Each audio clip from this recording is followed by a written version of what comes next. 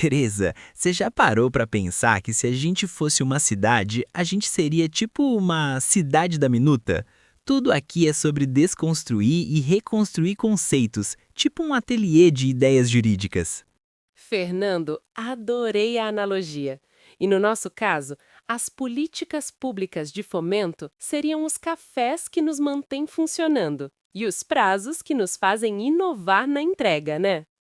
Exatamente. E falando em fomento, café e inovação, nosso documento de hoje é um resumo expandido super interessante, publicado na revista Projuris, que mergulha a fundo nas políticas públicas de fomento e desenvolvimento econômico no contexto de cidades criativas. É um texto da Sinara Vila e da Meire Sandra Guerra Ashton, um tema que está super em alta na administração pública. Sim, Fernando. E o legal é que ele já começa desmistificando a ideia de que cultura e criatividade são apenas perfumaria na gestão pública. As autoras deixam claro que a administração pública, especialmente a municipal, está cada vez mais atenta ao valor estratégico desses elementos para o desenvolvimento socioeconômico. Isso já é um baita avanço, não é? Deixa de ser só lazer e passa a ser motor. Totalmente! Me lembra aquela discussão de orçamento, sabe? Antes, a pasta da cultura era a primeira a sofrer cortes. Agora, parece que começam a enxergar como um investimento com retorno e não só custo. Mas, Teresa, quando a gente fala em cidades criativas, qual é a primeira coisa que você pensa em termos de processo administrativo?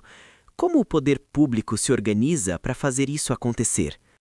Essa é a grande questão, Fernando. O artigo destaca que o precursor do termo, Landry, já lá em 2000, falava sobre cidades que encontram seu potencial próprio, transformando recursos já existentes, e isso inclui, primordialmente, as pessoas. Do ponto de vista administrativo, o processo de se tornar uma cidade criativa passa por uma mudança de mindset na própria gestão pública. É sair da burocracia rígida e ir para um modelo de inovação administrativa, de colaboração. Então, não é só sobre construir um centro cultural novo, mas sobre criar um ambiente onde as ideias floresçam, tipo um hub de inovação municipal, sabe?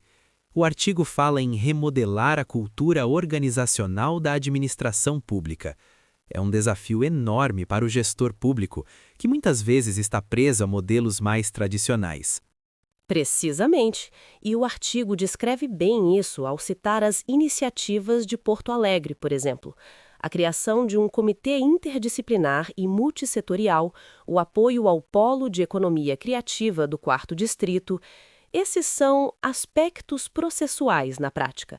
É a governança se adaptando para fomentar algo que, por natureza, é orgânico.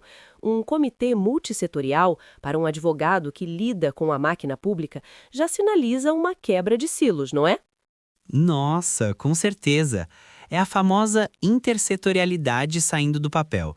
E o artigo compara bem as iniciativas locais com o panorama nacional e internacional, como a Rede Brasileira de Cidades Criativas do Ministério do Turismo em parceria com a Unesco.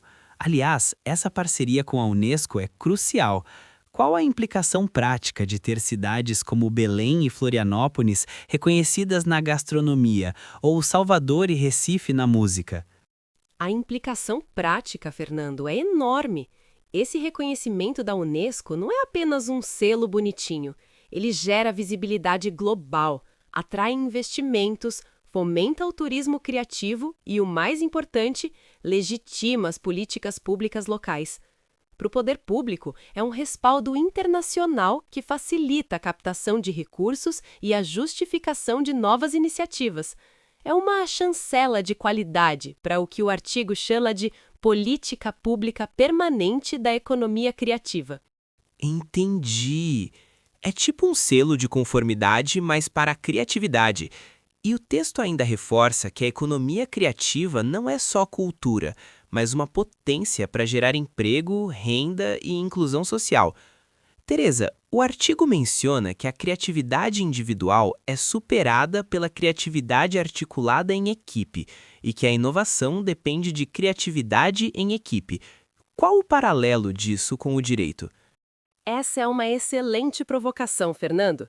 No direito, por exemplo, a gente vê muito isso em grandes escritórios, onde diferentes especialistas, tributarista, civil, ambiental, se reúnem para um caso complexo.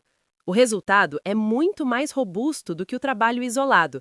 Para as políticas públicas de fomento, significa que o município não pode agir sozinho. Ele precisa integrar a sociedade civil, a academia, o setor privado e o mercado. É o que o artigo chama de colaboração integradora.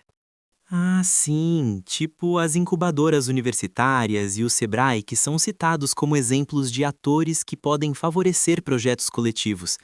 É a cocriação de políticas públicas, não é?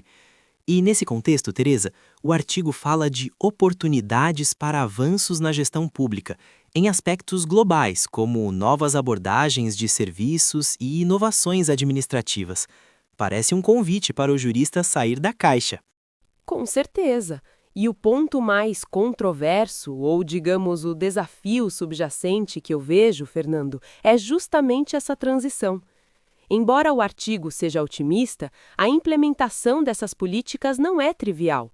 Requer não só boa vontade, mas capacidade técnica da gestão pública para mensurar benefícios com indicadores e aprimorar com base em evidências.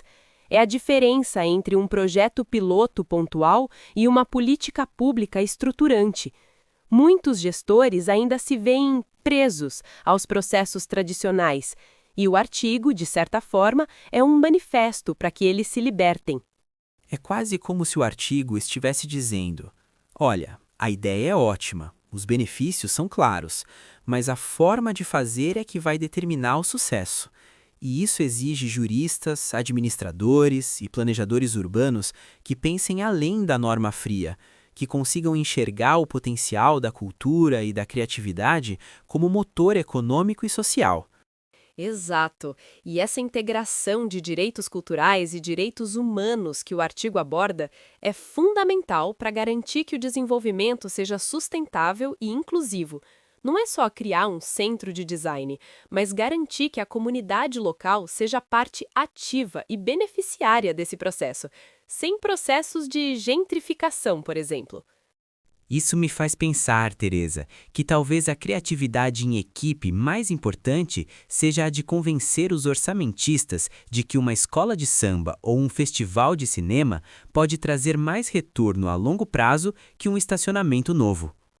Fernando, essa é a verdadeira política pública de fomento para a economia criativa, a arte da persuasão.